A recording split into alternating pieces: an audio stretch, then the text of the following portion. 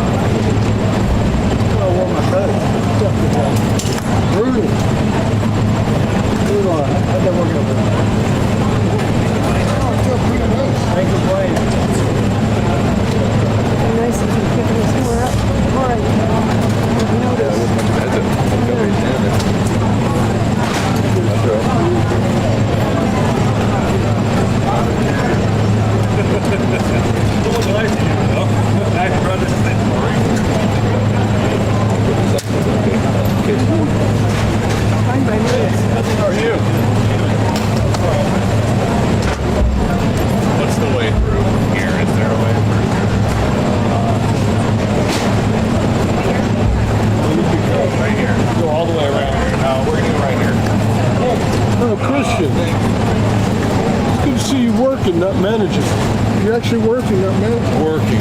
Yeah.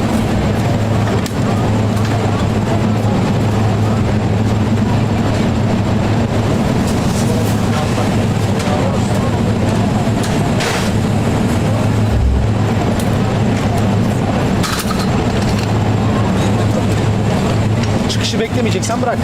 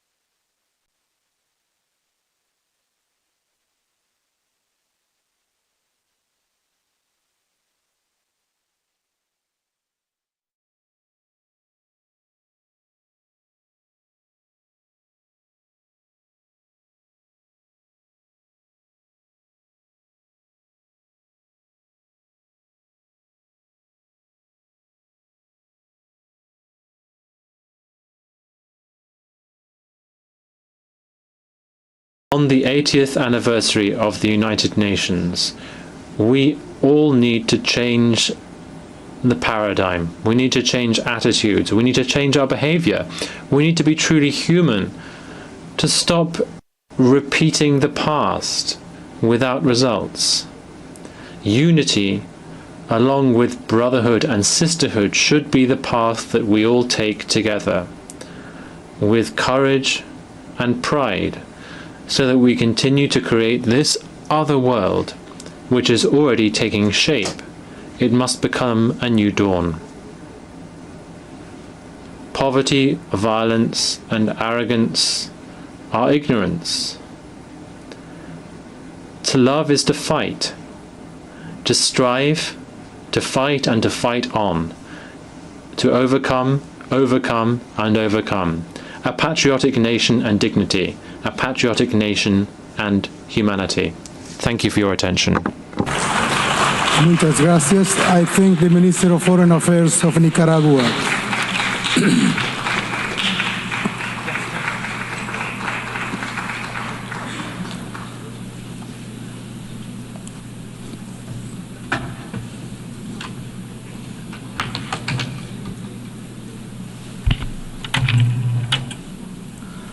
I now give the floor to His Excellency Archbishop Paul Richard Gallagher, Secretary for Relations with States of the Holy See.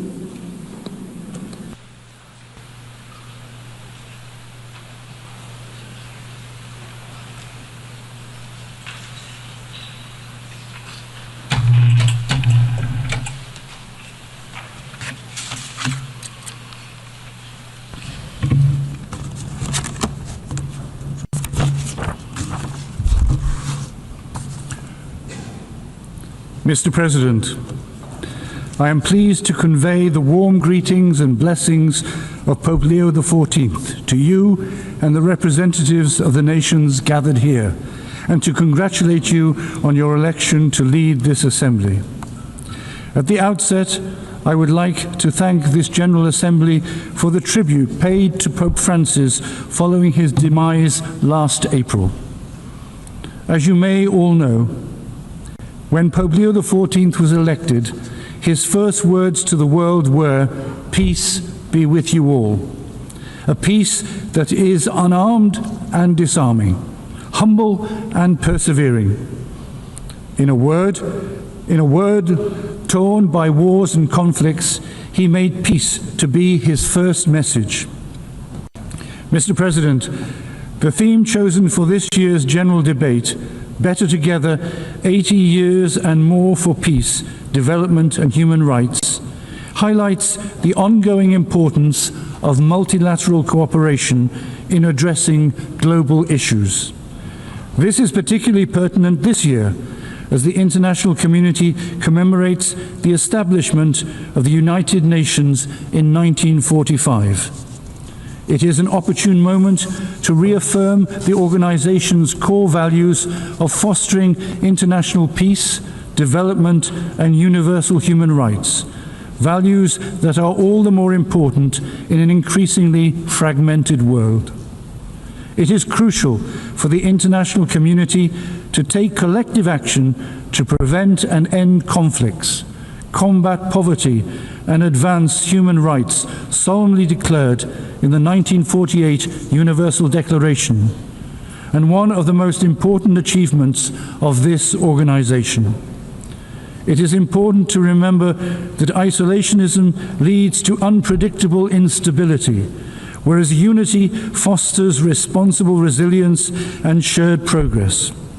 This is strikingly evident in the current circumstances, where escalating geopolitical tensions, a raging climate crisis, widening inequalities, and rising poverty demand renewed global solidarity. The United Nations must adapt itself to a transformed world and maintain its effectiveness in the face of emerging threats such as environmental degradation and technological disruption, which no single country can tackle alone. As representatives of all the nations of the globe, we are united by our shared humanity, created in the image and likeness of God, called to live in fraternity, solidarity, and mutual respect. In a world grappling with mounting challenges, it is necessary to recommit to the foundational pillars of peace, justice, and truth. It is imperative to explore and build on these pillars while drawing lessons from history to forge a more equitable future. Mr. President, of the many crises currently affecting the international community, the war in Ukraine is one of the most profound and painful. Its prolonged existence is turning once vibrant cities into piles of rubble and extinguishing the smiles of children who should be growing up playing games instead of living amid the constant sound of sirens and in shelters. This war must end now. The Holy See renews the appeal made by Pope Leo XIV for an immediate ceasefire, which will pave the way for sincere and courageous dialogue. The Holy See is paying close attention to the situation in the Middle East with a view to achieving a just and lasting peace between Israel and Palestine based on a two-state solution in accordance with international law and all relevant United Nations resolutions. Pope Leo XIV implored that all the hostages be freed, that a permanent ceasefire be reached, that the safe entry of humanitarian aid be facilitated, and that humanitarian law be fully respected, especially the obligations to protect civilians as well as prohibitions of collective punishment, indiscriminate use of force, and the forced displacement of the population. Moreover, an equitable solution to the issue of Jerusalem, based on international resolutions, is essential for achieving a just and permanent peace. Any unilateral decision or action which alters the special status of Jerusalem and the status quo is morally and legally unacceptable. With regard to Syria, the Holy See supports the importance of a peaceful and just transition in the country, as well as the protection of the rights of Syrians of all ethnic and religious backgrounds without discrimination. The instability afflicting many African states generates profound and interconnected challenges. In this scenario, the Sahel, Cabo Delgado, and some areas of the Horn of Africa emerge as zones of instability. In fact, the jihadist threat, endemic poverty, illicit trafficking, the climate crisis, and internal conflicts converge in a spiral that puts the lives of millions of people at risk, despite the efforts of local governments. In the face of these challenges, the resilience of African communities, especially young people, remains an essential resource that must be supported with targeted investments in education, health, infrastructure, and inclusive governance models. More than ever, a coherent and lasting commitment by the international community is essential to support African countries on their path to stability, peace, and economic development. The deterioration of the situation in Eastern Democratic Republic of Congo is a source of concern for the Holy See. The provinces of Ituri, North Kivu, and South Kivu are experiencing ethnic tensions, violence perpetrated by rebel groups, armed clashes, serious human rights violations, and disputes over the exploitation of natural resources. The Holy See welcomes the signing of the Comprehensive Peace Agreement between the DRC and the M23 armed group, as well as the peace agreement signed by the Congolese and Rwandan foreign ministers. However, new waves of violence are feared. Last July, the Alliance Democratic Forces carried out a brutal terroristic attack on a church in Komanda, Ituri, resulting in the death of more than 40 worshippers. The withdrawal of MONUSCO raises questions about its ability to fulfill its mandate and address ongoing challenges. It is essential to strengthen the support of the international community and diplomatic and political mediation efforts to ensure that the parties fulfill their commitments and find a stable and appropriate solution to the ongoing situation. The fratricidal conflict in Sudan is also a source of grave concern. The Holy See strongly renews its appeal for an immediate cessation of hostilities and the commencement of genuine negotiations, the only means by which all Sudanese people can forge a future of peace and reconciliation. The Holy See is monitoring developments in South Sudan closely and is calling on all political actors to commit to the path of dialogue and collaboration, and to implement the 2018 peace agreement with sincerity and responsibility as the foundation for building a peaceful and just coexistence. In many parts of the world, particularly in Latin America, drug trafficking is corroding societies and causing extreme violence. The Holy See is deeply concerned about this complex phenomenon, which is often linked to unresolved social issues in different countries. Alongside joint efforts by states to combat drug trafficking, the Holy See emphasizes the importance of investing in human development, such as education and job creation, to prevent people from unwittingly becoming involved. The Holy See is also worried about the rising tensions in the Caribbean Sea and is calling for restraint to prevent any actions that could destabilize the coexistence between nations and undermine international law. The dramatic situation in Haiti is also being closely followed by the Holy See. The country is plagued by violence of all kinds: human trafficking, forced exile, and kidnappings.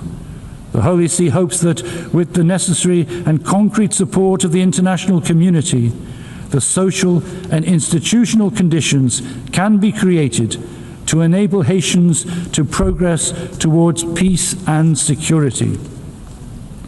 The Holy See is paying close attention to the situation in Nicaragua and hopes that religious freedom and other fundamental rights of individuals and society will be adequately guaranteed. The Holy See reiterates the need for sincere, respectful, and constructive engagement in dialogue aimed at finding solutions that will foster peace and harmony in the country. Turning to Southeast Asia, numerous situations of instability and conflict are further exacerbating long-standing humanitarian concerns. In Myanmar, 4.5 years of internal conflict have left the local population devastated. In this situation of enduring conflict, transnational crime is on the rise. Recent investigations suggest that there are tens, if not hundreds of thousands of trafficked individuals in these centers, located primarily along the borders between Myanmar, Thailand, China, Cambodia, and Laos. Only by the concerted efforts of the international community can transnational crime be adequately addressed. The Holy See is closely following developments in the Western Balkans, particularly in Bosnia and Herzegovina. The Balkan countries are connected to European values for historical and cultural and geographical reasons, and they aspire institutionally to integrate with states that already belong to the European Union.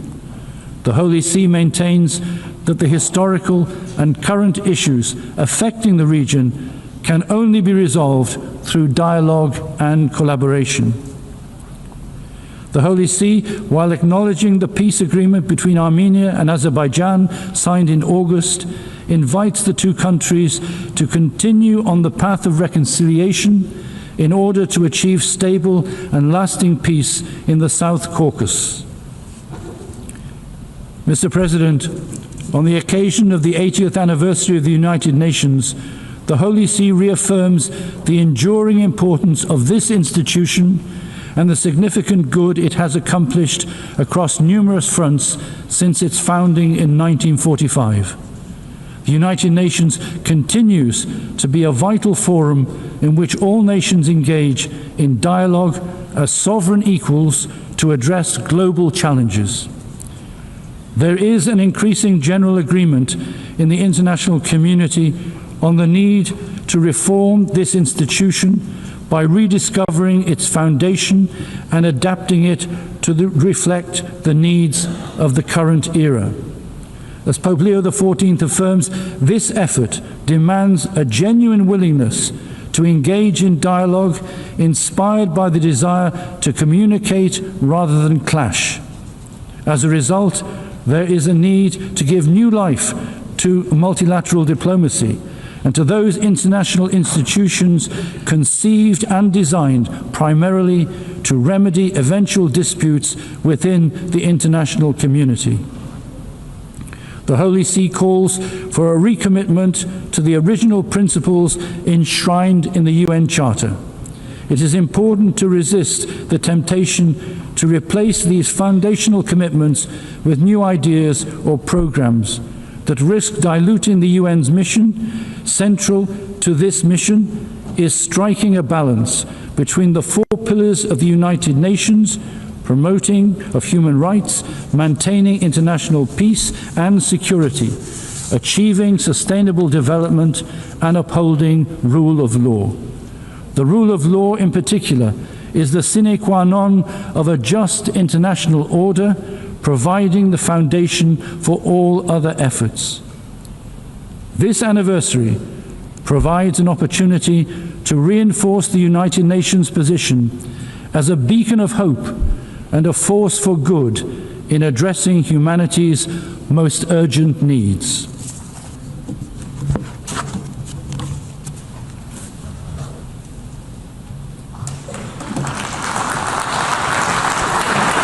I thank the Secretary for Relations with States of the Holy See.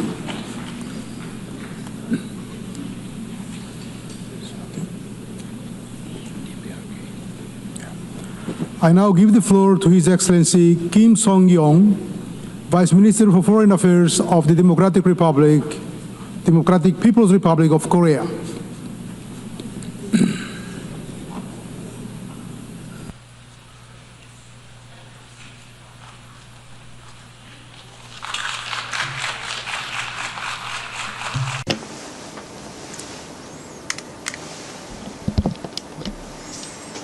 Madam President, Mr. Secretary General, distinguished delegates. First of all, I'd like to express my expectation that the 80th session of the UN General Assembly, convened in the significant year of the 80th founding anniversary of the United Nations, will come to excellent fruition amid extraordinary interest of the participants. Taking note of the opening address of Mr. Guterres and the UN Secretary General on September 3, I commend his assertion that the role of the UN, the one-of-a-kind podium, should be enhanced, since an individual state cannot address issues alone, and that the UN should be reformed to fit for the 21st century. As reflected in the theme of the current session, Better Together, 80 years and more for peace, development, and human rights, we are now at a crucial watershed, where we all look back on the 80-year-long history of the United Nations and chart the future. 80 years ago from now, humankind adopted the UN Charter on the debris of the disastrous war, thereby laying a cornerstone for the contemporary international relations and establishing the most inclusive international organization, the United Nations. Since its foundation, the UN has made remarkable successes in various fields, including peace and security and socio-economic development, by accelerating decolonization worldwide and leading the codification of universal norms of international law. Despite many twists and turns, it is fortunate that a new world war has not broken out. It can be said to be a desired result of the main spirit of the UN Charter to save succeeding generations from the scourge of the World War, which twice has brought untold sorrow to mankind. We cannot underestimate the role that the UN played in promoting cooperation among nations in the socio-economic fields such as poverty eradication and fight against communicable diseases, and in propelling sustainable development at a global level. However, in the annals of the UN history, disgraceful pages are also recorded, where the title of the UN, overwhelmed by high-handedness and arbitrariness of the hegemonic forces, was abused in exerting pressure to deprive sovereign states of their legitimate right to normal development, quite contrary to the spirit of the Charter. We should not feel relieved nor congratulate ourselves on the non-occurrence of the World War III for the past 80 years. Instead, we should pay due attention to the fact that the inducible threat has persisted and is now becoming more serious. We should take measures accordingly. Madam President, the international community is now witnessing the most turbulent and violent world after World War II. The modern history has recorded many incidents and events, but today the international norms and order established and consolidated along with the foundation of the UN are disregarded, and the sovereignty of states is openly violated as never before. The indiscriminate tariff war vis-à-vis the entire world has plunged the global economy as a whole into the swamp of stagnation and instability. Even the 2030 Agenda for Sustainable Development, committed to eliminating inequality and poverty and ensuring human dignity worldwide, is denied for the reason that it does not meet the interest of an individual country. This is the stark reality.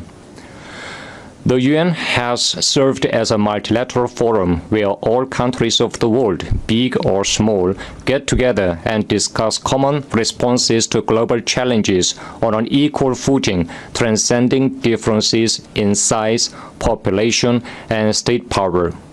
That UN is now faced with an unprecedented severe crisis. All these turbulences and pains suffered by the world are fundamentally caused by high-handedness and arbitrariness and avarice of hegemonic forces in their attempt to subject the whole world to their interests and to place their exclusive interests above the common good of mankind. Madam President, today, the complicated international situation highlights the need to reconsider the role of the UN, responsible for maintaining international peace and security. As the world's most universal international organization, comprising all sovereign states on the globe, the UN cannot be represented by a certain individual state or a small group of states. In particular, in order to prevent arbitrariness and high-handedness of specific forces, it is imperative to expand and strengthen the representation of developing countries that take up an absolute majority of the UN membership, and to correct the Western-led inappropriate structure in the Security Council entrusted with an important mandate of maintaining international peace and security. Only when the UN puts an end to the arbitrary high-handedness, high-handed, biased, and double-dealing practices in all its activities, and strictly adheres to the principles of sovereign equality, non-interference in internal affairs, impartiality, and objectivity, can it restore its image as an organization with the full qualifications and capacity for realizing the purposes of the Charter. Madam President, peace and security are long-cherished desire of humanity and the first agenda of the UN. Without peace and security, we can neither attain the SDGs nor think about a good future that ensures human dignity and prosperity. However, the present objective security situation of the Korean Peninsula is faced with serious challenges more than ever. The US-ROK US-Japan military exercises and the US-Japan-ROK trilateral military cooperation system directly targeting the DPRK rapidly evolve into a more offensive and aggressive military bloc with a nuclear element content. Meanwhile, war exercises and military buildup against our state are breaking all the previous records in terms of scale, nature, frequency, and scope. Nowhere in the world can we find such a place as the Korean Peninsula, where the world's biggest nuclear weapon state and its allied forces conduct bilateral and multilateral war exercises all the year round, and even stage real war drills simulating the use of nukes targeting a sovereign state by mobilizing massive multinational combined forces and latest strategic assets. Even a few days before the current session begins, the U.S. and its allied forces waged nuclear war drills such as Iron Mace and Freedom Edge, aimed at mastering the procedure and methods of nuclear attacks against the DPRK and the fait accompli scenario, thus extremely straining the situation on the Korean Peninsula. Yet, even in the face of the tremendous military threat directed against the DPRK and the dangerous security landscape, roaring guns of war are silenced, and peace and security are firmly safeguarded on the Korean Peninsula. This is an undeniable reality. Thanks to our state's enhanced physical war deterrent in direct proportion to the growing threat of aggression of the U.S. and its allies, the will of the enemy state to provoke war is thoroughly contained, and the balance of power on the Korean Peninsula is ensured. In order to permanently maintain this state of balance and ensure everlasting peace on the Korean Peninsula, we have stipulated nuclear in our Constitution as a sacred and absolute thing that can never be touched upon and tampered with. Imposition of denuclearization on the DPRK is tantamount to demanding it to surrender sovereignty and the right to existence and violate the Constitution. We will never give up sovereignty, abandon the right to existence, and violate the Constitution. Comrade Kim Jong-un, President of the State Affairs of the DPRK, made it clear at the 13th session of the 14th Supreme People's Assembly on September 21 that our party and the government would invariably and firmly safeguard without the slightest vacillation the Constitution of the DPRK and its basic law on the policy of nuclear forces perpetuating the possession of nuclear weapons, and thoroughly guarantee the supreme interest of our state. The policy line of a Comrade President of the State Affairs represents our state law, and we will defend the state law without fear. We will never give up nuclear, which is our state law, national policy, and sovereign power, as well as the right to existence. Under any circumstances, we will never walk away from this position. Madam President, the DPRK is vigorously opening up the road to overall national prosperity on the basis of peace and security guaranteed by its powerful strength.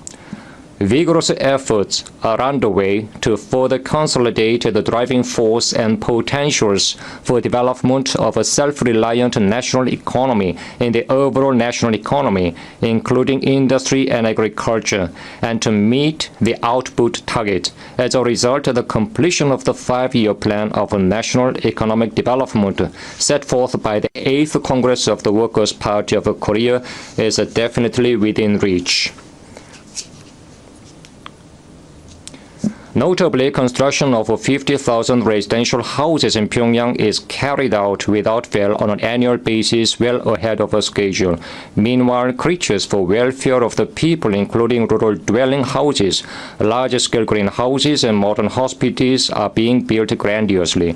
With a view to providing all people with a fluent and civilized new life and rapidly raising the level of development of all regions within a short period of 10 years, the newly adopted policy of rural development is dynamically executed with tangible results one after another.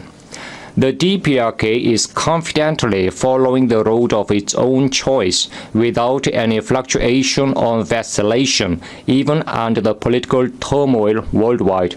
This reality is a brilliant fruition of the unshakable spirit of independence and correct leadership of the Workers' Party of Korea and the government of the DPRK. Madam President, this year, marking the 80th anniversary of the end of World War II, colorful political and cultural events have taken place in various countries commemorating the victory in the anti-fascist World War. It is an expression of the rock-firm will of the righteous international community not to tolerate the attempts to deny the result of the anti-fascist World War and national liberation struggles achieved at a tremendous sacrifice.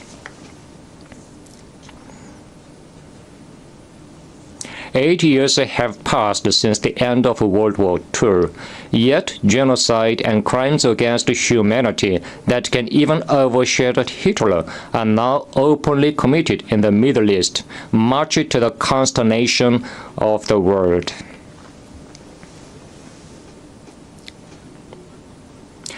Israel, which massacred over 60,000 Palestinian civilians in the past 2 years, is seeking to occupy the whole area of Gaza by force and completely exterminate the Palestinian population. We strongly urge Israel to stop immediately crimes against humanity and withdraw from the Gaza Strip.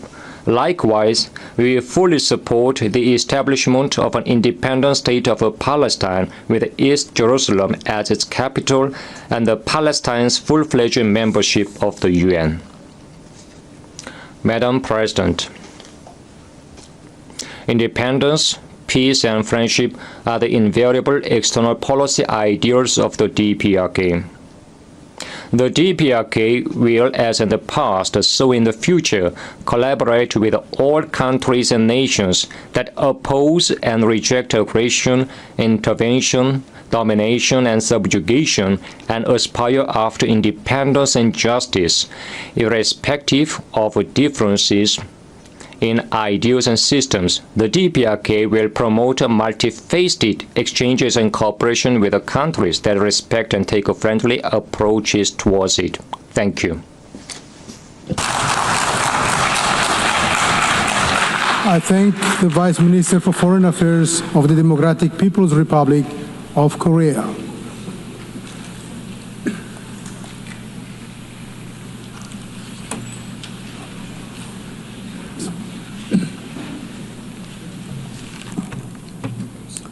I now give the floor to His Excellency George Luca, Chair of Delegation of Republic of Moldova.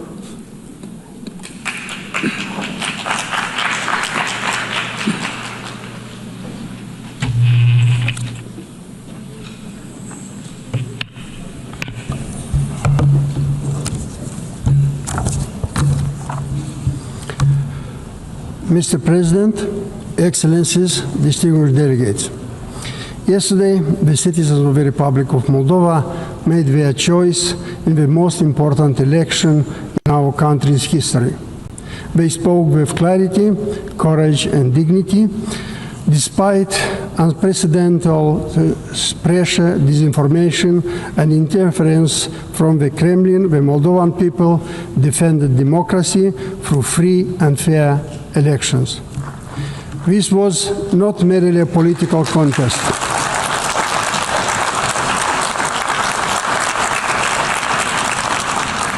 It was a test of resilience, of whether a small nation can withstand relentless attempts to destabilize, divide, and erode trust. I think it's just important that if anyone is identified that they have information about this order. So I think other than that, we wouldn't weigh in on any other matter. Thank you. Well, thank you for that question. That's an important one. The court will rule that as the witnesses become known to each side, that information is conveyed to abide by this order. Obviously, there are potentially many witnesses, and so it's not the expectation that you would be able to do that up front. But as they become known, I would ask that you would inform them of this. Anything else, counsel? Nothing from the state, nothing else, Judge. Thank you. Ms. Nestor. Thank you, Your Honor. We recognize that we are here today for a waiver hearing. It is not our intent to waive a preliminary hearing in this matter. We are going to be seeking that one be set. However, based largely on what the state just referred to as far as the voluminous nature of the discovery materials, we do think it would be prudent to simply reset for another conference, another waiver hearing, a little bit down the road, where we have a better idea once we start seeing the discovery as it rolls in. I do recognize we're going to be getting that first batch in 5 days, but it's my understanding from our meeting today that there is massive amounts of digital that is going to be coming, and until we can kind of get our heads around exactly what we're dealing with and how much we need to process, it's going to be difficult for us to give you a reasonable expectation of when we will be ready to do the prelims. So we're asking today that we put that decision off, and maybe we could check in 30 to 60 days and just kind of let the court know where we're at and how much we're looking at and how much time we may need to set a preliminary hearing. Also, as far as a detention hearing, we are not asking the court to address that issue at this time. Under the statute, the issue is going to come down to the question of whether there's substantial evidence, which right now we're just not in a position at all to be able to even argue to the court. So we are probably going to ask that the court delay that decision possibly until the time of the prelim. But if it's sooner, we will ask the court for a hearing. But at this time, we are not asking the court to make any decisions on that matter. Thank you, counsel. In regards to the next hearing date, how about October 30th at 10 a.m.? That works for the state, Your Honor. Thank you. All right. That's fine for the defense, Your Honor. All right. Now, as we're at the beginning, anything further from counsel from either side? No, Your Honor. Thank you. No, Your Honor. Thank you. As we are at the beginning of this case, it is my intent to only speak when I'm needed or it is necessary. But today I do wish to provide guidance and expectations that you can have for this court and wish to enter an order as well. As this case moves forward, Mr. Robinson's constitutional rights will be protected at every stage. He sits before this court presumed innocent, and that presumption remains unless and until each element of every offense charged against him is proved beyond a reasonable doubt. At the same time, and as applicable, victims are entitled under our Constitution to be treated with fairness, respect, and dignity, free from harassment or abuse. Justice demands that both of these principles, the rights of the accused and the rights of victims, be honored without compromise. I remain steadfast in my oath that I made 56 days ago to support and defend the constitutions of the United States and of Utah. I will carry out my duties with fidelity, transparency, and impartiality, treating every person who appears before me with the dignity and respect they are inherently due because they are human beings. Let me be clear. I will not put my finger on the scale of justice. These proceedings will be open to the public, conducted in accordance with the law, and handled with diligence and competence to ensure that justice is never compromised. It is the standing order of this court that Mr. Robinson shall be allowed to appear in person so he can fully engage with his attorneys and participate in these legal proceedings. Also, regardless of who is watching, whether it is the nation or a single individual, we must fulfill our roles with integrity, civility, and diligence. I encourage each of you to give your very best to this case. Neither Mr. Robinson nor the people of Utah deserve anything less than the fair and impartial administration of justice. In regards to the next hearing, counsel, on that October 30th date at 10 a.m., it's the court's intent that be in person if it be the wish of counsel for the defense for Mr. Robinson to be present. It is, Your Honor. Thank you. Thank you. Counsel, anything else that we can address today? Your Honor, we appreciate the court's comments with respect to Your Honor's role in this case. In like matter, we commit to approach this case with integrity, with professionalism and civility. We are truth seekers. We will aggressively pursue the truth in this case. Thank you. Thank you. All right, counsel, unless there's anything else, thank you for being here. This court is in recess.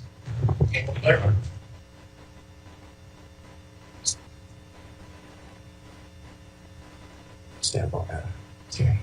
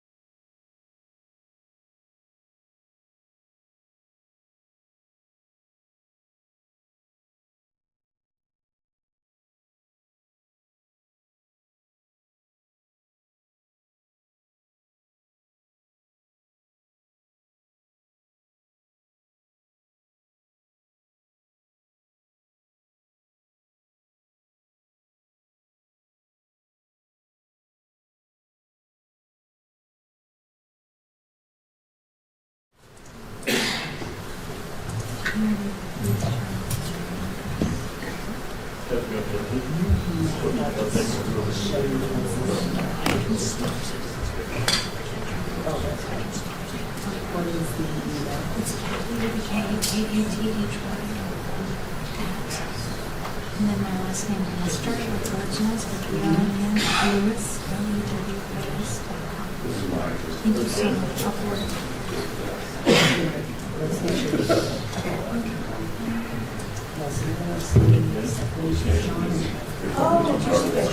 Okay, I will email you after. Yes. It is just limit through your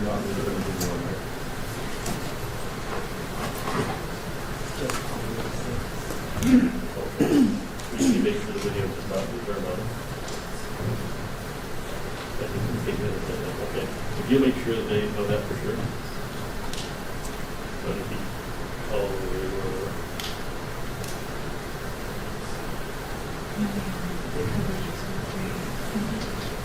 Just make sure that he's out there, that most of these videos, what's happening. All right.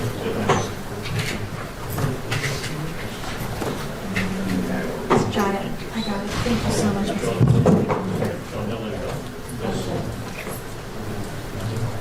All right.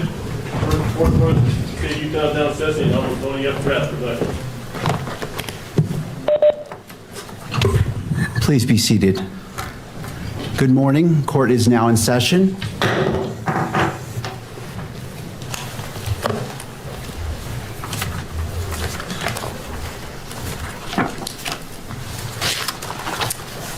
Calling the case 251403576, State of Utah versus Tyler James Robinson.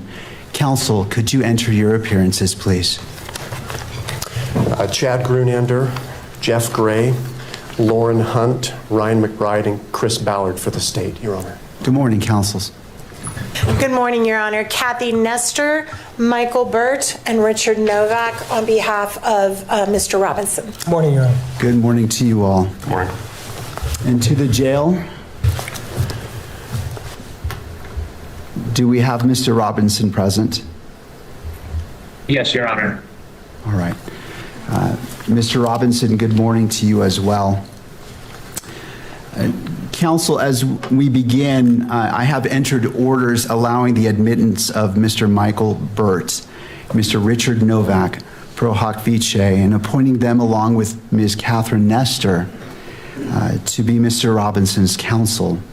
The court enters findings that the combined experience of counsel meets and exceeds the requirements of Rule 8. Counsel, do we have, what would we like to accomplish today? I have two items, Judge. I just wanted to make a record that under Rule 16 of the Utah Rules of Criminal Procedure with respect to discovery, the state is required to provide to the defense within 5 days of the defense's request the discovery that we relied on in making this charging decision. We'll be prepared to do that, so we'll look for defense counsel's request over the next day or so, and we'll provide that to the defense. Thank you. We also, for the court's information, we met this morning with the defense team briefly in our office to talk about discovery and the process, so we'll be working together. There is a substantial amount of discovery in this case, Your Honor. It's voluminous, to say the least, and we're working on a process where we can exchange information as quickly as possible and be efficient in that process. The other item I had, Your Honor, I saw that over the weekend there was a protection order, pretrial, and trial publicity order entered by Your Honor. And I just was seeking some clarification. On page 2, at the end of the first paragraph, it reads, "To that end, lawyers participating in the investigation or litigation of this case shall inform all witnesses, investigators, consultants, staff members, or other members of the prosecution or defense teams that the prohibitions contained in this order."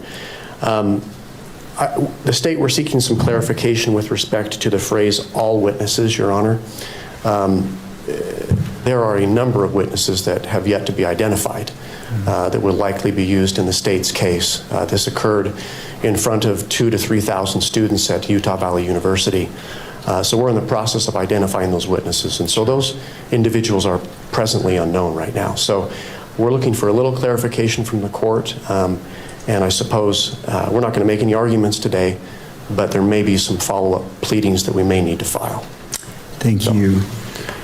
Ms. Nestor, did you want to be heard about that issue? No, Your Honor, we would defer to whatever the court wants to advise them on that matter. I mean, I think it's fairly obvious that we don't know who all the witnesses are in this case yet. I think it's just important that if anyone is identified, that they have information about this order. So I think other than that, we wouldn't weigh in on any other matter. Thank you. Well, thank you for that question. That's an important one. The court will rule that as the witnesses become known to each side, that information is conveyed to abide by this order. Obviously, there are potentially many witnesses, and so it's not the expectation that you would be able to do that up front, but as they become known, I would ask that you would inform them of this. Anything else, counsel? Nothing from the state, nothing else, Judge. Thank you. Ms. Nestor. Thank you, Your Honor. We recognize that we are here today for a waiver hearing. It is not our intent to waive a preliminary hearing in this matter. We are going to be seeking that one be set. However, based largely on what the state just referred to as far as the voluminous nature of the discovery materials, we do think it would be prudent to simply reset for another conference, another waiver hearing, a little bit down the road where we have a better idea once we start seeing the discovery as it rolls in. I do recognize we're going to be getting that first batch in 5 days, but it's my understanding from our meeting today that there is massive amounts of digital that is going to be coming, and until we can kind of get our heads around exactly what we're dealing with and how much we need to process, it's going to be difficult for us to give you a reasonable expectation of when we will be ready to do the prelims. So we're asking today that we put that decision off, and maybe we could check in 30 to 60 days and just kind of let the court know where we're at and how much we're looking at and how much time we may need to set a preliminary hearing. Also, as far as a detention hearing, we are not asking the court to address that issue at this time. Under the statute, the issue is going to come down to the question of whether there's substantial evidence, which right now we're just not in a position at all to be able to even argue to the court. So we are probably going to ask that the court delay that decision possibly until the time of the prelim. But if it's sooner, we will ask the court for a hearing. But at this time, we are not asking the court to make any decisions on that matter. Thank you, counsel. In regards to the next hearing date, how about October 30th at 10 a.m.? That works for the state, Your Honor. Thank you. All right. That's fine for the defense, Your Honor. All right. Now, as we're at the beginning, anything further from counsel from either side? No, Your Honor. Thank you. No, Your Honor. Thank you. As we are at the beginning of this case, it is my intent to only speak when I'm needed or it is necessary. But today I do wish to provide guidance and expectations that you can have for this court and wish to enter an order as well. As this case moves forward, Mr. Robinson's constitutional rights will be protected at every stage. He sits before this court presumed innocent, and that presumption remains unless and until each element of every offense charged against him is proved beyond a reasonable doubt. At the same time, and as applicable, victims are entitled under our Constitution to be treated with fairness, respect, and dignity, free from harassment or abuse. Justice demands that both of these principles, the rights of the accused and the rights of victims, be honored without compromise. I remain steadfast in my oath that I made 56 days ago to support and defend the constitutions of the United States and of Utah. I will carry out my duties with fidelity, transparency, and impartiality, treating every person who appears before me with the dignity and respect they are inherently due because they are human beings. Let me be clear, I will not put my finger on the scale of justice. These proceedings will be open to the public, conducted in accordance with the law, and handled with diligence and competence to ensure that justice is never compromised. It is the standing order of this court that Mr. Robinson shall be allowed to appear in person so he can fully engage with his attorneys and participate in these legal proceedings. Counsel, regardless of who is watching, whether it is the nation or a single individual, we must fulfill our roles with integrity, civility, and diligence. I encourage each of you to give your very best to this case. Neither Mr. Robinson nor the people of Utah deserve anything less than the fair and impartial administration of justice.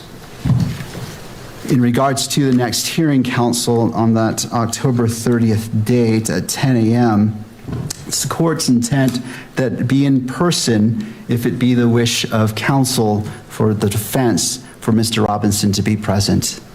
It is, Your Honor. Thank you. Thank you. Counsel, anything else that we can address today? Your Honor, we appreciate the court's comments with respect to Your Honor's role in this case.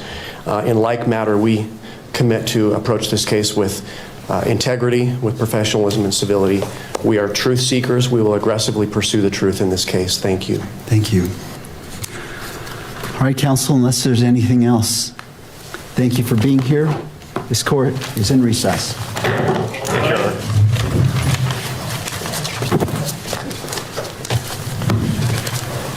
I stand by that. I think you're okay. Madam President, in this digital age, artificial intelligence presents both unprecedented opportunities and profound challenges. If harnessed responsibly, AI can accelerate development, improve health and education, and unlock economic growth. Yet, without clear governance, it risks deepening inequalities and undermining security. We therefore call for a global framework that ensures AI is ethical, inclusive, and accessible to all nations, enabling it to serve as a force for development rather than division. The Republic of Malawi is optimistic that AI will usher in a new era of enhanced productivity for its citizens, helping to propel the country's development trajectory. Madam President, let me take this opportunity to express my gratitude to your office for convening a high-level plenary meeting to commemorate the 30th anniversary of the World Programme of Action for Youth. The youth make up a large proportion of the population of Malawi and indeed in Africa.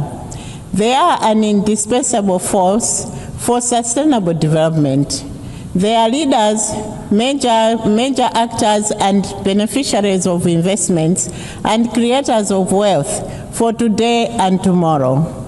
It is for this reason that the government of Malawi developed the 2023-2028 National Youth Policy to demonstrate its commitment to place young people at the center of the national development agenda and to undertake reforms which support effective engagement of youth in policy development, implementation, and monitoring in all sectors. Two notable areas that the Republic of Malawi has proudly championed in relation to youth and development is the Youth Peace and Security Agenda and Youth Innovation and Entrepreneurship. To that end, we are investing in education, vocational training, and meaningful political and economic participation of our youth. We have an inclusive national peace architecture that enables women and youth to participate as negotiators, mediators, and community leaders. We have also created a Youth Innovation Fund that supports youth innovators and entrepreneurs to realize their dreams.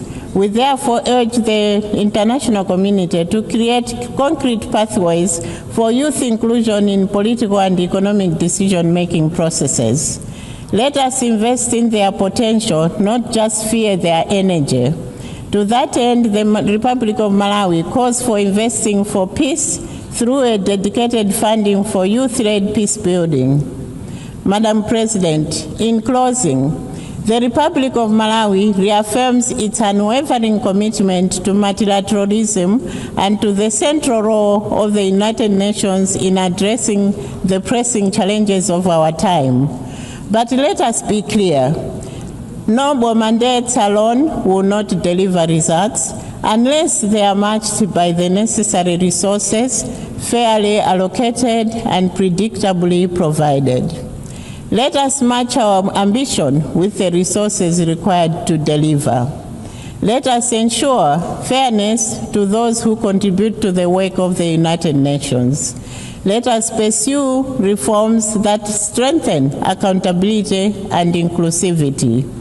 And to let us build an organization that reflects the diversity of our membership and the hopes of our people. In this regard, Madam President, I would like to inform this Assembly that the Republic of Malawi remains resolute in her advocacy for equitable representation in the United Nations Security Council. This crucial reform is essential as it will ensure that diverse voices of capable nations are heard and considered in the decision-making processes that impact not just specific regions, such as the global north or global south, but the entire world. By fostering a more inclusive dialogue, we can collectively address pressing global challenges and promote a more just and balanced approach to international governance. No other time is suitable for this reform like now. Madam President, as we look beyond 80 years, Malawi envisions a revitalized United Nations, one that is agile, inclusive, and responsive to the needs of developing nations. The challenges of climate change, inequality, and digital transformation demand renewed collective action. In the spirit of better together, we call for a strengthened multilateral system that prioritizes peace, sustainable development, and human rights, ensuring a thriving planet for our children and grandchildren. Malawi stands ready to contribute to this shared vision, guided by our foreign policy and enduring principles of the United Nations. I thank you all. I thank the Chair of Delegation of Malawi.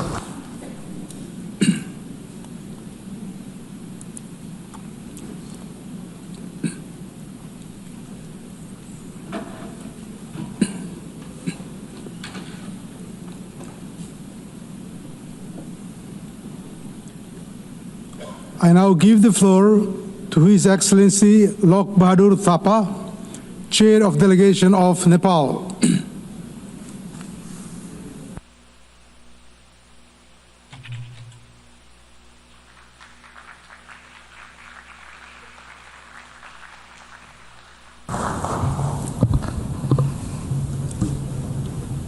Mr. President, Excellencies, distinguished delegates, it is my honor to address this august assembly.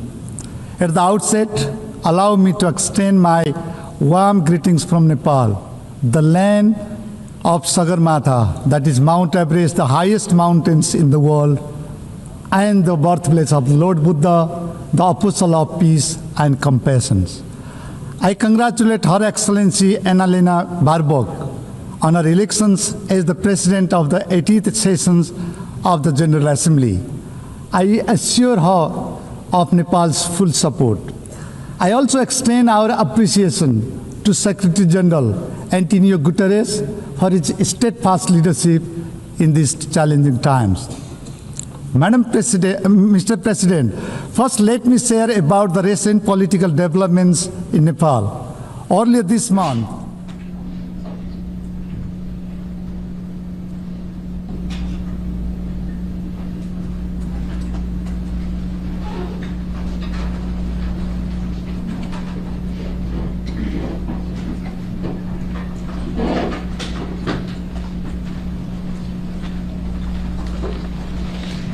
Good afternoon. I am Specialist Lieutenant Kim Vetter, Michigan State Police Public Information Officer. Thank you for joining us for this afternoon's news conference. Joining us today is Governor Gretchen Whitmer, Colonel James F. Grady II, Director of the Michigan State Police, James Deere, ATF Special Agent in Charge for Michigan, FBI Acting Special Agent in Charge Reuben Coleman, Sheriff Chris Swanson, Genesee County Sheriff, and Chief William Rennie, Grand Blanc Township Police Department. Thank you. I'm here as governor to bring the full support of the entire state of Michigan to this community. I want to thank all of our local law enforcement, state police, federal agents for their swift response. I want to thank local fire and EMS and medical providers for saving lives and caring for those who are still fighting for their lives in the hospital. And thank the incredible Department of Natural Resources Conservation Officer and the local Grand Blanc officer for their brave actions to take down the shooter and their quick response. I think we can see the best of public service in all of these individuals. As I said, I'm here as the governor, but I'm also here as a fellow Michigander whose heart is breaking by another mass shooting in a place that is supposed to be defined by togetherness and a close-knit community here in Grand Blanc.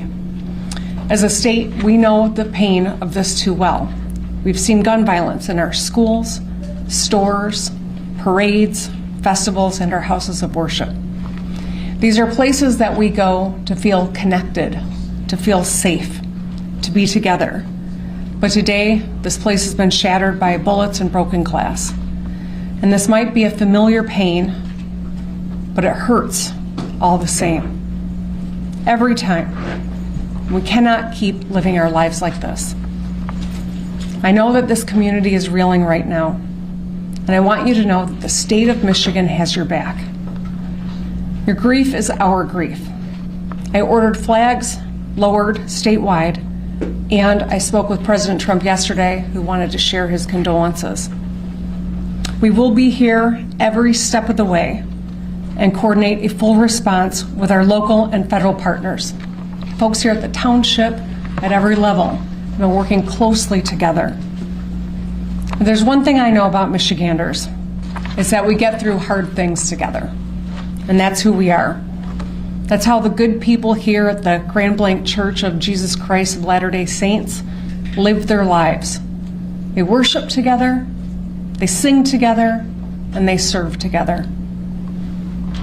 And that's why I was so proud to see powerful statements from interfaith leaders across Michigan denouncing this attack on a house of worship. They grieved for this congregation as though it was their own. They spoke with one voice for the basic principle that we all believe in, that you should be able to pray in peace in our state no matter who you are. I know that in the hours and days ahead, we will see the best of Michigan. We will see neighbors being neighborly, checking in with a call, bringing over some food, or offering a hug. We'll see medical providers work hard to save lives and treat those in need, with scars both seen and unseen. We will see this congregation unite and rally together like never before and continue worshiping together, singing together, and serving together. Because that's who Michiganders are. We will stay in close contact and continue to work together. Now, like everyone I know, we have lots of questions. How could this happen? What created this moment? Why? And that's motivated by a genuine motivation to understand, to learn, to prevent in the future. But I want to caution everyone. While we are working hard, while the good men and women who are working hard are doing so with due diligence, at this juncture, speculation is unhelpful and it can be downright dangerous. So, just ask that people lower the temperature of rhetoric. Keep your loved ones close and keep this community close to your hearts. Let's keep doing the work together. Let's be kind and let's love our neighbors. Thank you, and now I'd like to introduce the head of the Michigan State Police, Colonel James Grady. Thank you, Governor, and good afternoon. This community has been greatly impacted by yesterday's events. We are offering our deepest condolences to those affected by this tragedy. This horrific event is something that this community has never experienced. It is important at this time that we come together to support one another in this time of grief. We stand ready and willing to assist both our local and federal partners with any additional needs as this investigation continues.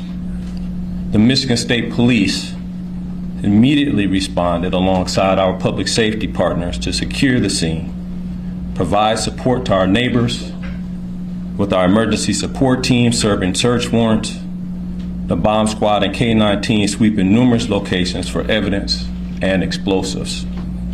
Additionally, our forensic science laboratories and our special investigation section continue to investigate the officer-involved shooting and work alongside our federal and local partners. I'd like to take a moment for everybody to remember that last year we put together an initiative called Stop a Plot. While we are committed to keeping our community safe, we also need your help. Again, it takes everybody. 53% of mass attacks leave a trail of clues leading up to them. And 2/3 of mass attackers elicited behavior that caused concerns. So we are asking our communities to stay vigilant, and if you see something suspicious, please contact local law enforcement or 911 immediately. We will keep the family in our prayers here at MSP as they continue to cover and we work together. Thank you for your time. Next up, we will have from the thank you. We will have ATF Special Agent in Charge for Michigan, James Deere. Good afternoon. My name is Jim Deere with ATF. I'm the Special Agent in Charge for ATF Michigan. On behalf of the men and women of ATF, I offer my deepest sympathy and condolences to this community and to the families affected by this tragedy, this horrific act of violence. There is no place in our society for this. There's absolutely no place. But it's become all too common, and as we know, we have become more and more desensitized.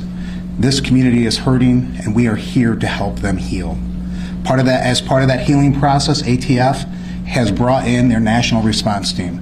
This is a cadre of world-renowned investigators for arson and explosive incidents. They have been used all over the world, and they come from places as far as California, Hawaii, and they're here in Michigan now. They arrived last night, they've briefed, they're examining the scene, and that is what they're doing at this point. From ATF's perspective, I would encourage the community not to travel by the church. Those roads have been blocked off and access is controlled. While that might be a little disheveling for folks, we need that scene security for our investigators as they dig out this scene. So with that in mind, that's our ask for the community. We are also looking at the improvised explosive devices that were recovered during this investigation and looking towards that end as well. I need to introduce the acting Special Agent in Charge for the FBI of Detroit, Michigan, Reuben Coleman.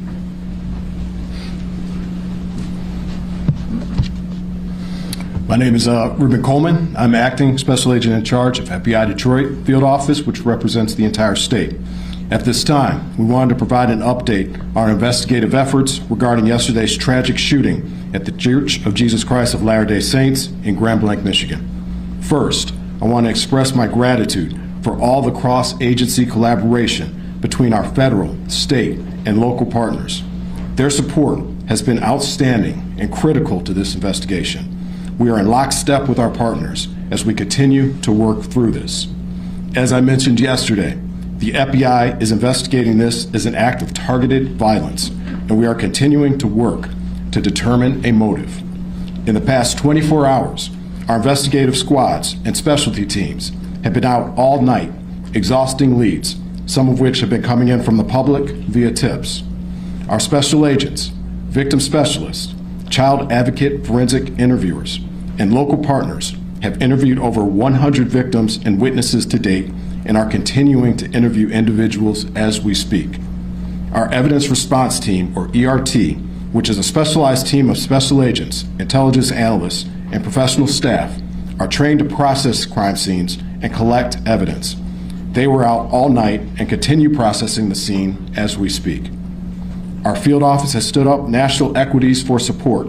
We are engaging with our Behavioral Analyst Unit, or BAU, and have received support from our Quantico Labs Division to analyze evidence collected to date. We received assistance from our FBI field offices across the country to support this case and file down leads. While our focus is on this investigation, we want to continue to keep the victims and their families in our thoughts as they navigate through this incredibly difficult time. Please continue to reach out to the FBI via 1-800-CALL-FBI or submit tips at tips.fbi.gov. Thank you. Chief?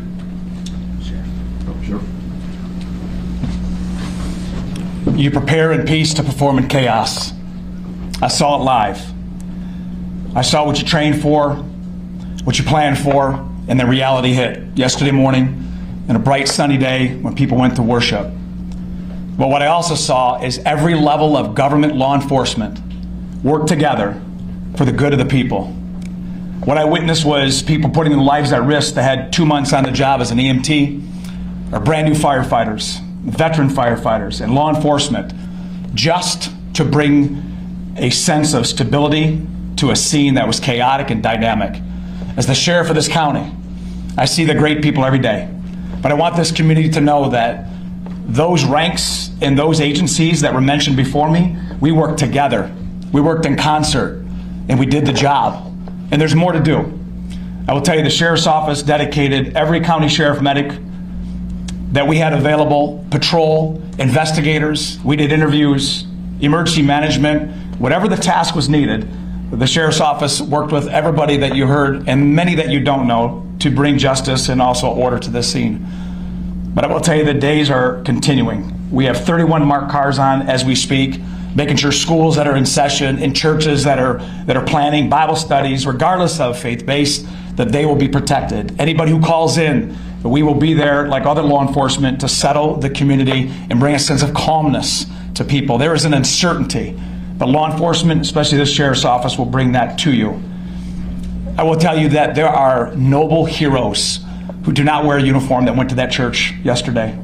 You're going to hear their stories as we lay out this case with law enforcement, but I will tell you this, those heroes from that church did their job. And it was led because of a police department. So law enforcement from this township is led by a chief who demonstrated leadership right out of the gate. And my honor is to announce him as the final speaker, Chief Rennie of Grand Blanc Township. Thank you, Sheriff. Evil. This was an evil act of violence. That's exactly what this was. And this is not Grand Blanc. This does not define Grand Blanc and who we are. We are a community, and I am confident that together we're going to build a stronger community due to this incident. Now, an update. This left 5 people dead, 8 people injured. As I said, this is an evil act and does not define Grand Blanc or who we are. At this time, what we know is everyone has been accounted for. We still are in the process of clearing out that church, but at this time, everyone is accounted for. We ask that you stay away from the scene. Let us work to clear this call so then we could get back to normal. That's what we all want. Grand Blanc Township police officers, the community of Grand Blanc Township, we're hurting. And we know that you are hurting as well with us.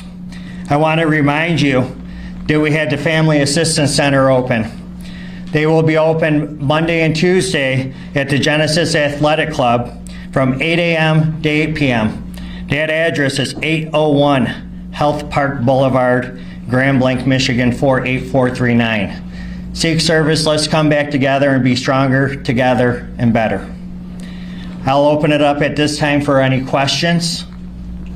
Sir. I have a question. When it comes to the act of violence, can you define why it's considered an act of violence, not something more serious like terrorism?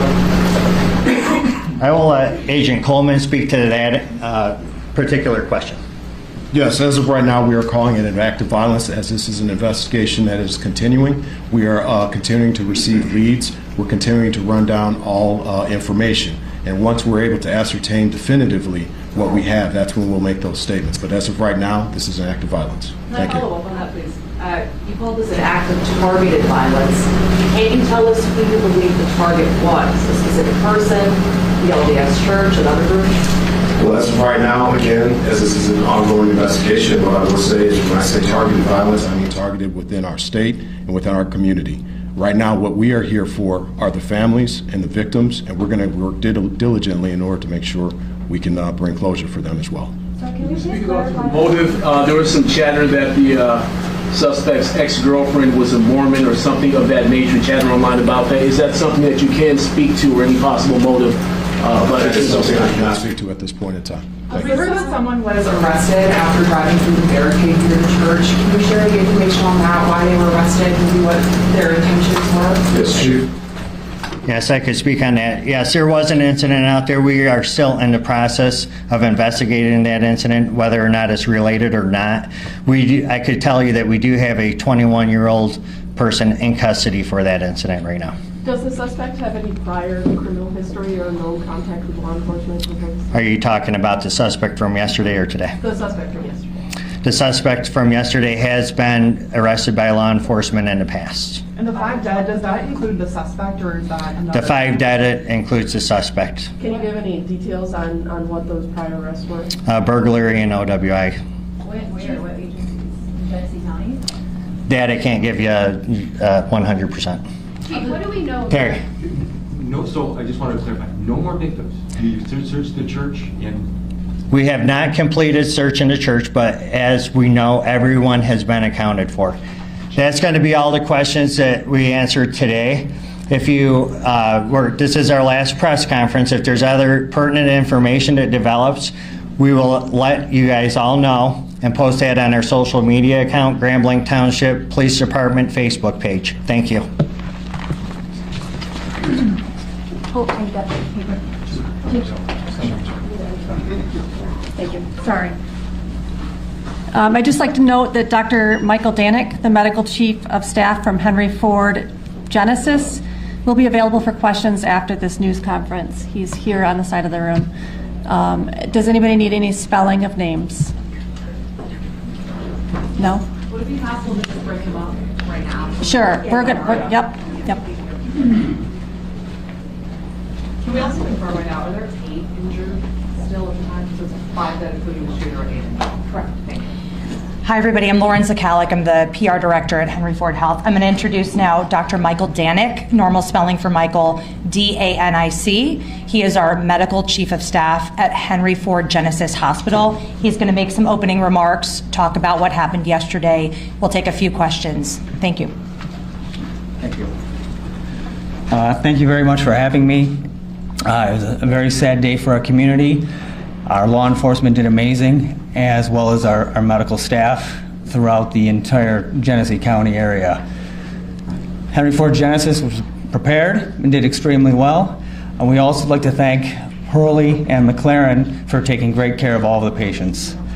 An update on what we've had is we had a total of 8 patients at Henry Ford Genesis from the ages of 6 to 78.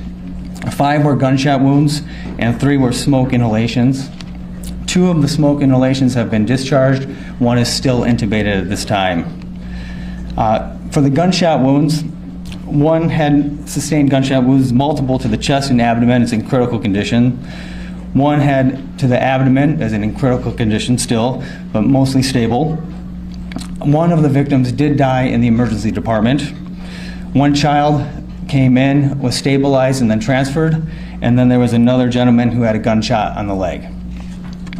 The trauma team was really well prepared for this. They activated the Mass Casualty Incident Command. Our trauma surgeon, Christopher Ash, was on the team, and John Vance, one of our other trauma surgeons, helped lead the charge. Dr. Sandy Ross was the ER attending at the time and did a phenomenal job of triaging. All of the community members came together. We hate having to prepare for these kind of events, but we are prepared. as well as the other hospitals in our community. We're very grateful to be helping to serve this community and will continue to do for years to come. So, any questions? How many were under the age of 18? What round struck the victims? You said some were shot in the chest and abdomen. Was this with a rifle, 2-3-round handgun? Can you speak? I don't have information on the caliber.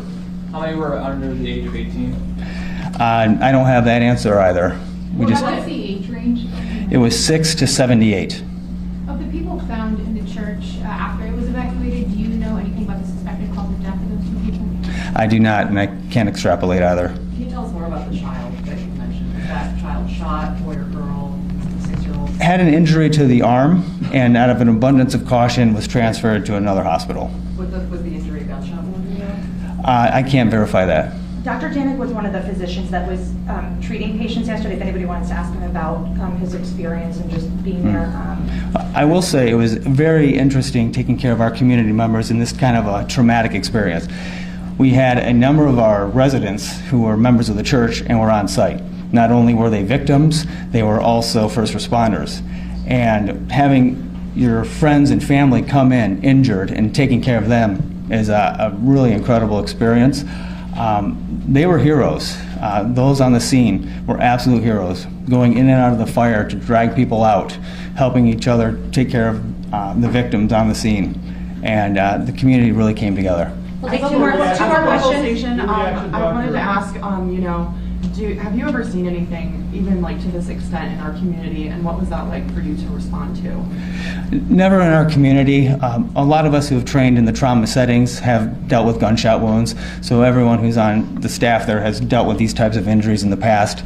It's just strange when it's your community hospital. Last question. I understand there are some nurses that were on strike and wanted to help, but then were turned away. Are you able to talk a little bit about that? Yeah, we're very happy that the instinct was to help, and we have a great loving community, and the instinct was there, but I cannot comment on the work stoppage. All right, thank you. Sorry, doctor, just quickly, when you said residents, you meant residents of the community, right? Resident physicians, those in training. Okay. Thank you. Thank you. All right, thank you.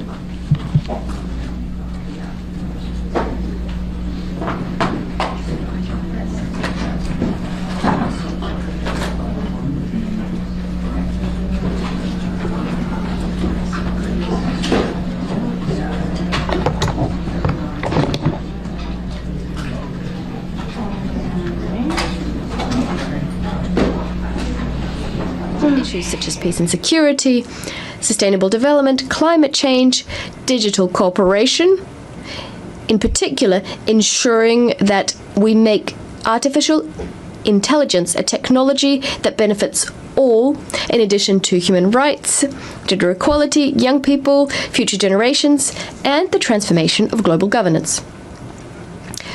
Nonetheless, the aforementioned accomplishments cannot conceal the devastating consequences engendered by geopolitical and geoeconomic fragmentation we're currently seeing. Conflicts are proliferating. They're dragging on in Ukraine, in Sudan, as well as in the Sahel. The unspeakable horror of what's going on in Gaza, where children are assassinated with impunity on a daily basis, where famine is being wielded as a weapon of war, while the international community is unable to effectively stop the genocide that's underway, as confirmed by the analysis report drafted by the United Nations and published on the 16th of September under the leadership of Judge Navi Pillay. The norms governing the use of force are being violated with chilling regularity, as illustrated by the bombing, the raids, and the extraterritorial assassinations committed by Israel. We condemn the terrorist attack against Qatar and the violation of its sovereignty and territorial integrity. Speaking on behalf of the Republic, His Excellency Ismail Omar Guelleh, we reiterate our solidarity with the Emir, His Highness Sheikh Tamim bin Hamad Al Thani, as well as the government and the brother people of Qatar. The Security Council is paralyzed by the recourse to the veto, which has become systematic. International law and the norms which have guided us to date are being called into question, a dangerous trend. There's also a crisis of confidence between states, aggravated by the serious liquidity crisis owing to arrears in the payment of assessed contributions. Madam President, Secretary General, the Republic of Djibouti welcomes the recent adoption of the severe commitment, an outcome document at the Financing for Development Conference, the fourth one. This agreement, in our views, is an important step in the quest towards building an international financial system that's more equitable, exhibits greater solidarity, and serves the achievement of the SDGs. The figures are as eloquent as they are alarming. The world is confronted with an annual $1 trillion shortfall when it comes to financing the SDGs. Developing countries are paying more in debt service than they're investing in health or education. In 2023, $1.4 trillion was spent on debt repayment in low and middle-income countries. Over 50 countries are today spending over 10% of their government revenues solely to reimburse their debts. In some instances, that figure exceeds 20%. As for ODA, we've seen a concerning drop in overseas development assistance. According to the latest UN reports, only 17% of targets are on track to be achieved in 2030. 37% are stagnating or in regression. None of these 17 SDGs are on its way to being fully implemented. We're seeing hunger on the rise, inequalities worsening, and the repercussions of climate change are hitting harder and harder, hitting those countries who contributed the least to this problem. Djibouti, although it's a very low emitter, is facing the disproportionate consequences of this crisis: prolonged drought, growing scarcity of water, heightened desertification, extreme heat waves, sea level rise, which is directly threatening our coastal areas where most of our population lives. We stand convinced, as recalled recently at the Second African Summit on Climate in Addis Ababa, that the urgency of the situation requires an effective adaptation strategy first and foremost. In Djibouti, the Sovereign Carbon Agency is collecting carbon contributions on the basis of the polluter pays principle, transforming them into adaptation projects for affected communities. The severe commitment gives rise to new hope. It calls for in-depth reform for financial governance that's more inclusive and better response to long-standing aspirations of the countries of the South. The commitments contained therein must be honoured. It shouldn't become just another text stored in multilateralism's archives. It should serve as a basis for a new global contract underpinned by concrete solidarity, responsibility, and shared ambition. Committed to transforming its strategic, geographic, and infrastructural advantages from primarily a transit leader to a fully integrated industrial partner for East Africa and beyond. In line with its National Development Plan, Djibouti EC, we will pursue inclusive, sustainable industrialization that adds local value, create more employment and benefits its neighboring countries. Djibouti will leverage its free trade zones, ports, and logistics infrastructure to attract light manufacturing, agro-processing, packaging, and assembly industries that serve regional demand. Djibouti is a strong believer in regional integration, where each country develops and leverages its comparative advantage to contribute to shared growth and stability. Djibouti is and will always remain a serious, reliable, committed, and constructive partner to countries in the region and its many friends all around the world. Just 2 days ago, on September the 27th, Djibouti achieved its first UNESCO Biosphere Reserve status with the designation of the Archipel des Sept Frères, Rassian, Korangar, and Godoria Biosphere Reserve. This major historic step, which underlines our country's commitment to environmental stewardship, strengthens our resolve to develop Djibouti's potential to become a premier destination for eco-tourism. Madame la Présidente. President, Secretary General, we welcome the progress made in Somalia so as to implement national priorities, its national development program, and the stabilization plan. Nonetheless, we are still disquieted by the threat that the terrorist Al-Shabaab militia continues to pose. We welcome the contribution of Somalian forces, African Union forces, and other forces working legally to combat Al-Shabaab.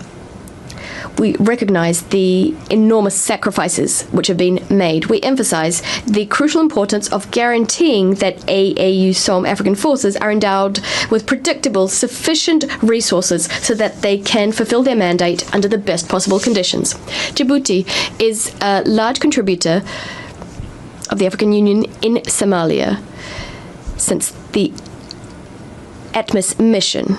Our troops are stationed in key sectors, Belet Wene, Bulahawa, and Jalalakaksi, in the Haran region in the state of Hir Shabelle. Faced with an uptick in terrorist attacks, Djibouti heeded Somalia's call by signing a new agreement in July 2025 to pave the way for additional deployments of Djiboutian forces to reinforce stabilization efforts in the country. We must provide collectively robust support to the government of Somalia so as to facilitate their efforts. We cannot accept that these terrorist militias continue their campaign against civilians, Somali forces, and international partners. We cannot accept that they are closing humanitarian corridors. President Secretary General, we are deeply disquieted by the ongoing hostilities in Sudan, where a fratricidal conflict has been raging for over 2 years now. The death toll is heavy. Civilian infrastructure has been destroyed, which is very costly, resulting in the disruption of essential services being provided such as water, health, and electricity. The ongoing deterioration of the security and humanitarian situation is prompting large-scale displacement. Sudan, which has over 30 million people in need of assistance, according to UN figures, is confronted with a disastrous humanitarian situation, which demands an immediate, coordinated response on the part of the international community. We call for an immediate cessation of military operations and for a lasting ceasefire, echoing previous regional resolutions which aim to resolve the conflict. Djibouti reaffirms its commitment to the sovereignty, territorial integrity, and the national unity as well as the stability of Sudan, in accordance with regional and international commitments. We reiterate our willingness to work in partnership with regional and international actors who wish to find a peaceful way out of the crisis. We call to place the interests of the Sudanese people as well as regional stability at the heart of our efforts at all times. Madam President, when the United Nations Charter was signed, when the United Nations was established, the international community was drawing on the lessons it learned from the League of Nations. It committed to do everything within its power to spare humanity from the scourge of another war. It would appear that the promise of a war-free world was not upheld, given that, regrettably, today we continue to face a number of conflict situations, some of which are particularly horrific. The most devastating conflict, as old as the United Nations itself, is Israel's ongoing aggression and occupation of Palestinian land. The unspeakable horrors occurring there requires pressing action on the part of the international community, going beyond words and condemnation, which has no repercussions. In Gaza and in the West Bank, Israelis are engaged in what would appear an innocent pastime, killing. Meanwhile, the international community is working to revitalize the two-state solution. As for Israel, it is busy burying not only the very idea of two states, but also any future possibility of a viable and sovereign Palestinian state. Israel's most fervent wish is to compromise the two-state solution, to bury peace under the rubble of colonization and militarization. But without a doubt, their mission is bound to fail. The Palestinian people is a resilient, a dauntless people. The international community is equally determined as demonstrated by the resolution adopted by a large majority of member states, as well as by the very encouraging results of the international conference held on the 22nd of September, co-chaired by Saudi Arabia and France. We'll never say it enough. The two-state solution is the only solution that can satisfy the legitimate aspirations of the Palestinian people and to usher in lasting peace. Djibouti encourages the efforts underway so that they can produce the outcomes we hope for. Madam Judge Navi Pillay admonished, the Security Council must not be the graveyard of conscience, and to this, President Gele recently added, neither must the General Assembly nor any of its member states. Madam President, Mr. Secretary General, the dispute concerning the Ras Dumera area and Dumera Island and Mount Dumera on the land/maritime border with Eritrea, as well as the situation of its prisoners of war held incommunicado, remain unresolved. As we did in previous years, we renew our readiness to work with our neighbors in order to find a peaceful and negotiated solution on the basis of international law.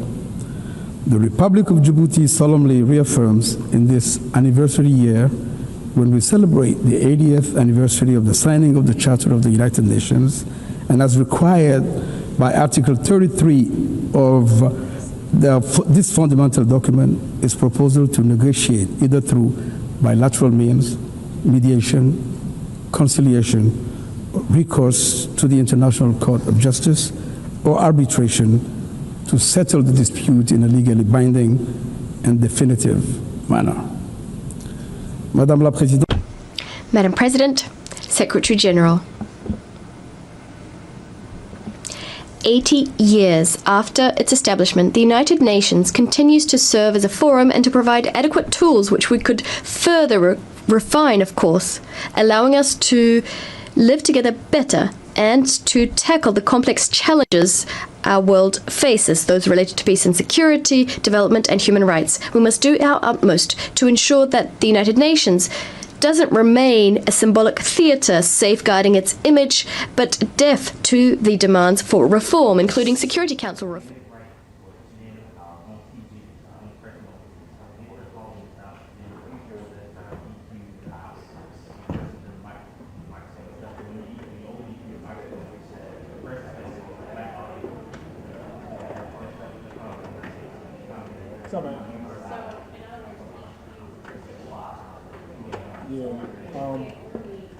Thanks for everything.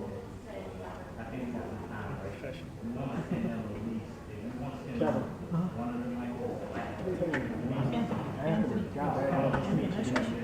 Join show. Anthony's gonna be excited. Okay, cool. I want him to get the experience of doing next time.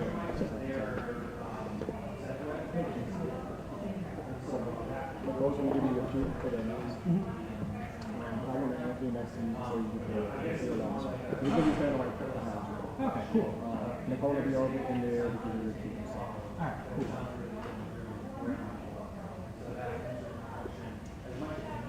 Did you say something? Yep.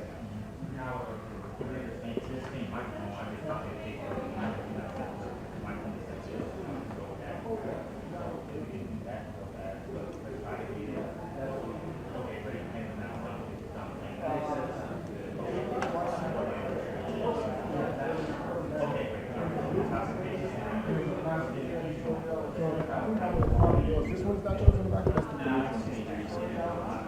what? Jacket? What jacket? What's up, oh. I think it's the one I folded up out there on the floor. It's probably out there. Yeah. Whatever.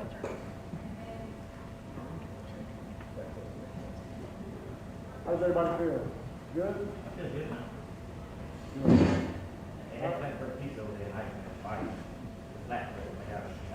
Yeah. And the factory? Not? The piece is going to all right. No, it's going to be quiet. Must be nice to go. All right, so the floor might go out. YouTube's. Roll with me. So, before you take them, number one is red one. Okay. Everything else is numbered. Okay. They're locked to have the power on already. So, do you have a specific side that you want 1 and 2 and 3 and 4 to be on? They're gonna mix them up anyway. They're gonna mix them up anyway. Yeah. So I'm just gonna turn them off on the board per Yep. And as you see 'em? thing, and when they say questions, I'm gonna turn them back on the board. Yep. All the mics will be hot. Yep. That's fine. Yeah, that works. Okay. And then you'll turn off the ones that's not being used at that time.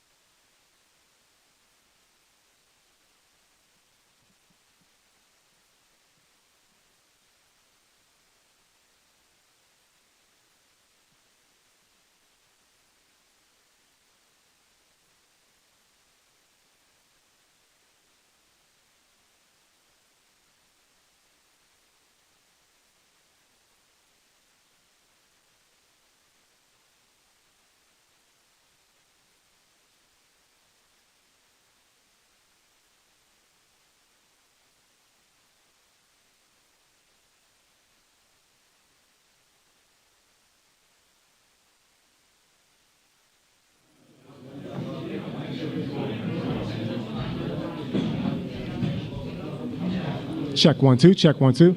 Yeah, you can give me more in the room. Check 1 2. Hey hey. Audio check 1 2 3 4 5 6 7 8 9 10. Check 1 2. Check 1 2. Audio check 1 2 3 4 5 6 7 8 9 10. 1 2. Hey hey. Check 1 2. Hey hey. Last audio check for press. Check 1 2 3 4 5 6 7 8 9 10. Check 1 2. Hey hey. Check 1 2. Hey hey. 1 2 3 4.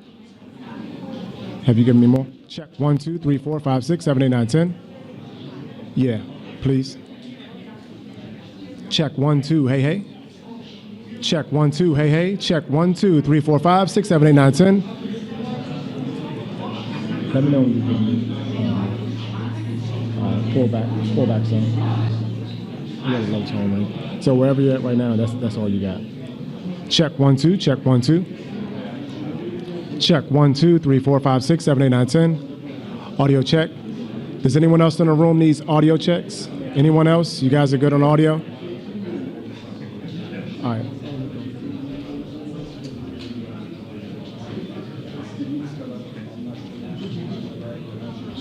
Check 1 2 3 4 5 6. Check 1 2. Hey hey.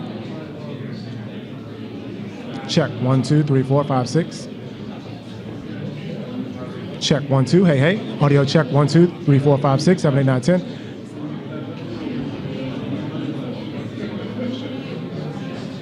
Audio check 1 2 3 4 5 6. Audio check 1 2 3 4 5 6. Audio check 1 2 3 4 5 6. Audio check 1 2 1 2 1 2. Hey hey. Audio check 1 2 1 2. All right. Check 1 2.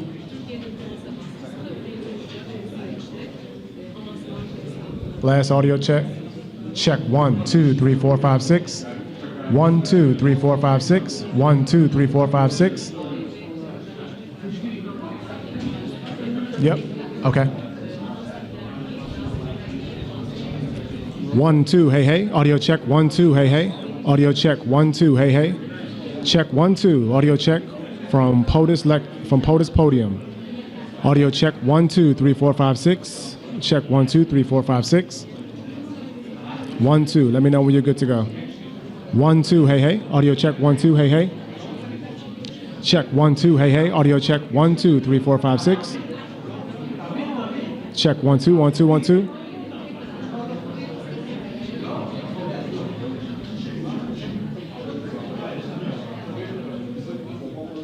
Okay.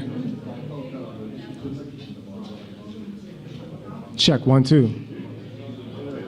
All right.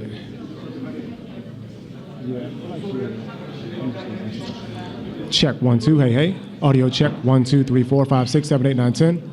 Check 1 2. Check 1 2 1 2. Hey hey hey hey.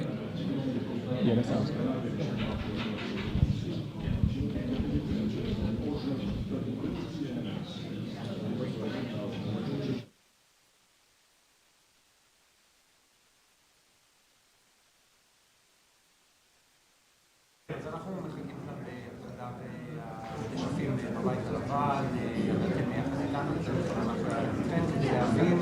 מה באמת יגידו וראש הממשלה בנימין נתניהו, זה כבר גם דיל או רק כוונות? לפחות לפי מה שאני שומע, לא נשמע פה בזמן הקרוב על הכרזה על הסכם, מן הסתם דורש לאחר מכן כל משא ומתן והבנות מלחמה, אבל כן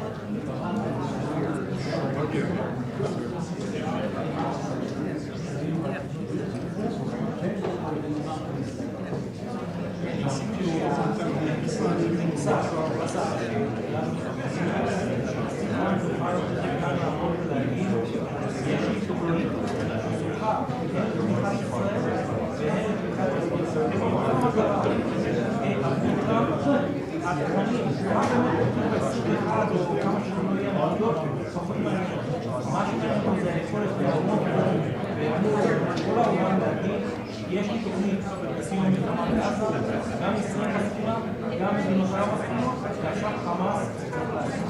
זאת כל המטרה. מה כתוב בכל נקודה, זה כבר עניין למי שינהל אחרי את המשא ומתן על ההסכם האמיתי. זה לא יהיה ההסכם, זאת תהיה בעצם ההצעה. דני אולי עוד נקודה אחת שחשוב מאוד להדגיש בזמן שאנחנו ממתינים, דווקא כמה שברק, אני חושב שכולנו, גם אתה, גם אני, גם ברק, כל מי שמתעסק בתחום הזה,